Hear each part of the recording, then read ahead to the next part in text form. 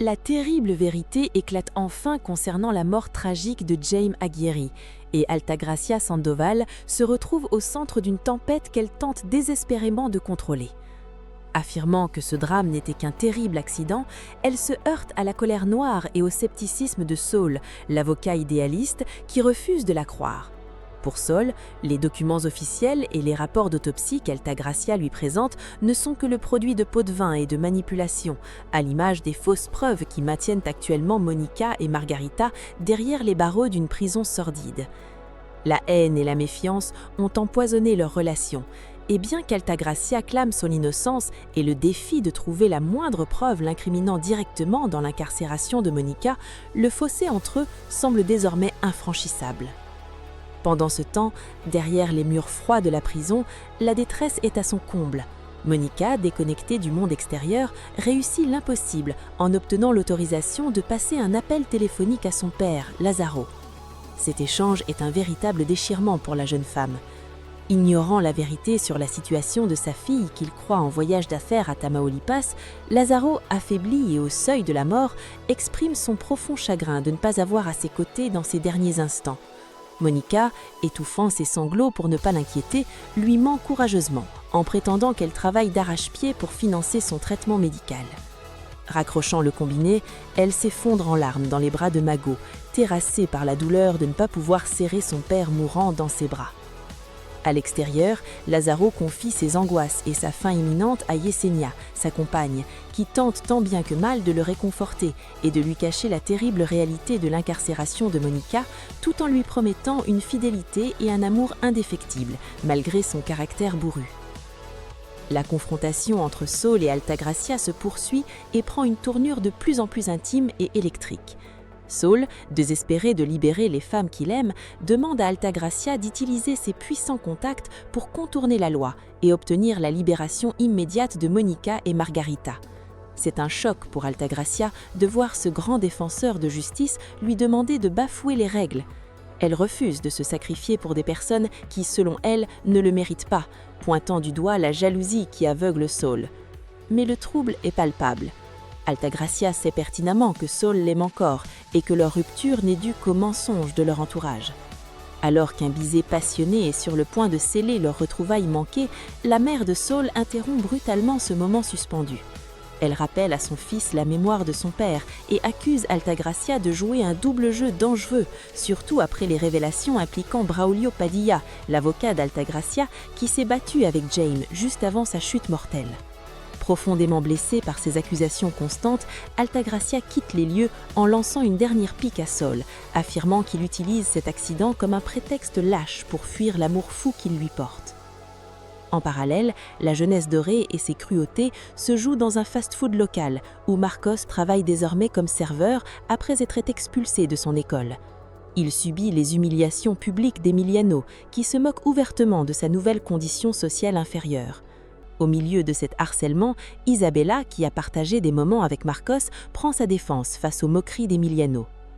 Saul, poussé à bout par les insinuations de sa mère et les révélations sur Braulio Padilla, décide de prendre les choses en main et quitte précipitamment sa maison, laissant sa mère dans l'inquiétude la plus totale. Mais le véritable coup de théâtre se produit dans les couloirs sombres du centre de détention. Monica est brusquement tirée de sa cellule par les gardiennes. Terrifiée à l'idée d'être envoyée au cachot ou victime d'une nouvelle machination orchestrée par la directrice adjointe corrompue, elle proteste violemment, menaçant de faire intervenir son avocat et refusant de porter le chapeau pour l'agression à l'arme blanche d'une autre détenue. Menottée et conduite de force dans une salle d'interrogatoire isolée, les portes s'ouvrent pour révéler son véritable bourreau. Altagracia Sandoval, majestueuse et impitoyable, se tient devant elle. Dans un ultime face-à-face glacial, l'Adonia balaie le ton familier de Monica et exige d'être traitée avec le respect dû à son rang.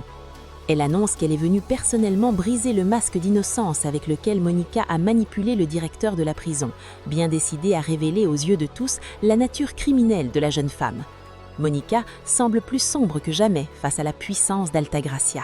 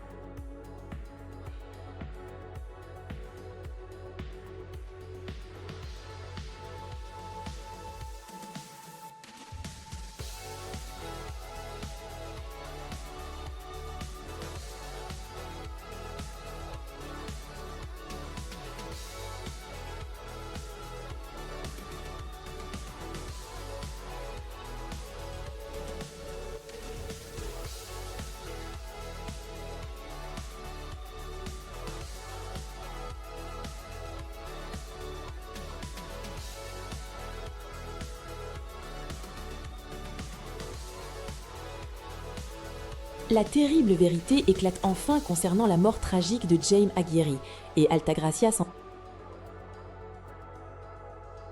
une prison sordide. La haine et la méfiance ont empoisonné leur relation, et bien qu'Altagracia clame son innocence et le défie de trouver la moindre affaiblie et au seuil de la mort, exprime son profond chagrin de ne pas avoir à ses côtés dans ses derniers instants. Surtout après les révélations impliquant Braulio Padilla, l'avocat d'Altagracia, qui s'est battu avec Jaime juste avant sa chute mortelle. Padilla décide de prendre les choses en main et quitte précipitamment sa maison, laissant sa mère dans l'inquiétude la plus totale. Mais le véritable coup de